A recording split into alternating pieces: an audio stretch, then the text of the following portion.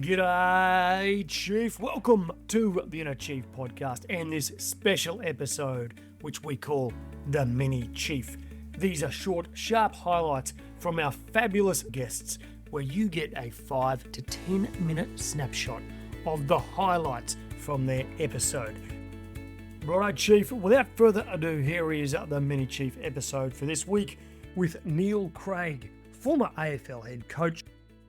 Let's just divert slightly into decision making and talk about when you're in a high performance environment, it's hard to know, or in any environment, sometimes it's hard to know what the next move is.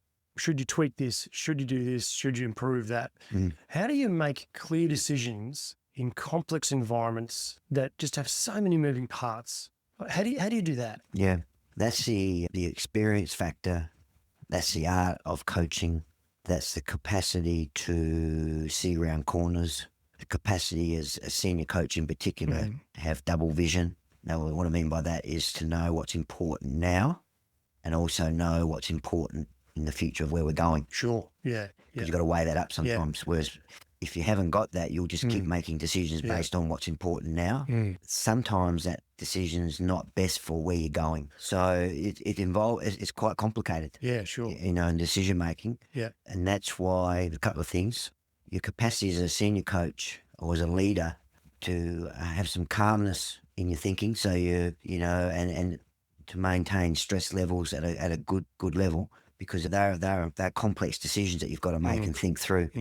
And the key thing so you got to know what the critical information is and the critical decision you've got to make. From a leadership point of view, it gets back to your philosophy, but the best leaders I've been involved in make what I call the right decision. And that's more often than not the most difficult one to make, because it's you get faced with different options. You get faced with what's the most popular decision. You can choose that one. You'll get confronted with what's a safe decision to make, what's the best political decision to make. Very rarely all those associated with what's the right decision. And so you need to be very clear as a leader that, and this gets back to your philosophy as a leader, I guess. But for me, the best leaders make the right decision. Sure. Yeah. And I learned that lesson strongly with a guy called Charlie Walsh in the Atlanta Olympics, when he had to make selection decisions on athletes about who would actually ride and win for Australia, which weren't popular. Sure. And political and whatever. So, but he made what he thought was the right decision. Let's talk about philosophy there. You mentioned that, and that is something that I'm a very big believer in, knowing your beliefs and your philosophy about your work and your leadership. How does someone go about developing that? Yeah, we got to think about it, because see, when you're in a position of leadership, and there's a whole range of different levels of leadership. Your capacity just to lead yourself to start with, which I talk to players a lot about. But let's talk about, say, a CEO role or a senior coach's role. You've got to be really, really clear on your philosophy, and you've got to think about why. And in the end, it gets back to you need to know what you value. So your value system dictates a lot of that. Your capacity to not be black and white, because there's never a perfect answer. There's always case studies in every day of our lives. There's the rugby union one at the moment with Israel Folau at the moment. It's not a black and white decision. Some people think it is, but it's not. No. But someone will make a decision on that. And so to have a value system that you know about, and that can change over time. Your value and your philosophy about why you do things becomes your guiding principle, becomes your North Star, if you like. Exactly. And that's what you'll rely on all the time. Yeah. And if you haven't got a well thought out, ingrained philosophy, Greg, what happens is that will be reflective of your decision making. You'll be wishy-washy. You'll actually make a decision based on the last person you spoke to. Yeah. I went through a process a while back where I asked myself a bunch of questions. One is, what do I believe to be true about the world and who I am, and what's my why and my values? And then I wrote down 10 principles I have about life and then about work. Yeah. And I've got those 2 lists, 10 each. Yeah. And they keep me so centered. Yeah. And if you can just do that, that puts you in a really good position to always make the right decision. Yeah, the right decision for you, because in the end, you've got to make the decision. If you're in a position, live with it. Yeah. And often, more often than not, your leaders are the deciders. Yeah. But they actually get to decide, even though they may take in other information. And so exactly what you've done is really important as a leader. Yeah. Because they become your guiding principles. Yes. And you imagine if you haven't done that. So you wouldn't know where to turn to. Yeah, that's right. You don't know, as you say, you don't know your North Star. You can't, you don't really know how you fit in. On the leadership stuff, I mean, I think, where do we go wrong sometimes as leaders?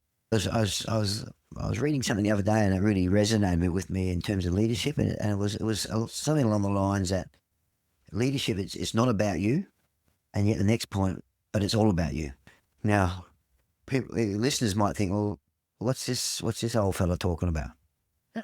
It's not about you, because there's an understanding in reality that to get a performance, I can't create that performance. I can't do the hands-on stuff myself. Selection of good people. I need training of those people. I need to retain those people.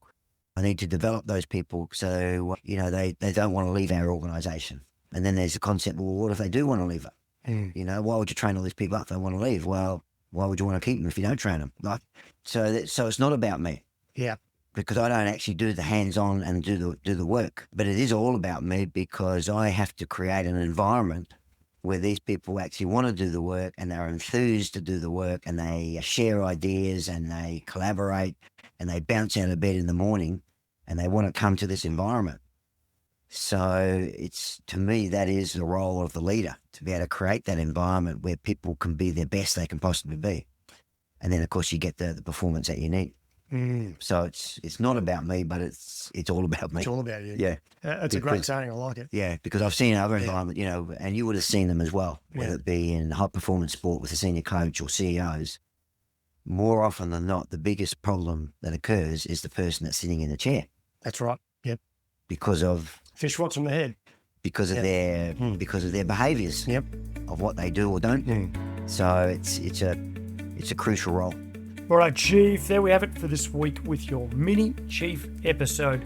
All the links and show notes can be found at chiefmaker.com/373. Chief, one of the core skills of all great chiefs is the ability to interview and recruit the very best performers to your team. Now, many chiefs say to me that they get up to 25 or even 40% of their recruitment decisions wrong. Now, many of you who listen to this show will know that over the last 6 years, we have asked dozens of CEOs what is their number one interview question when recruiting for senior roles.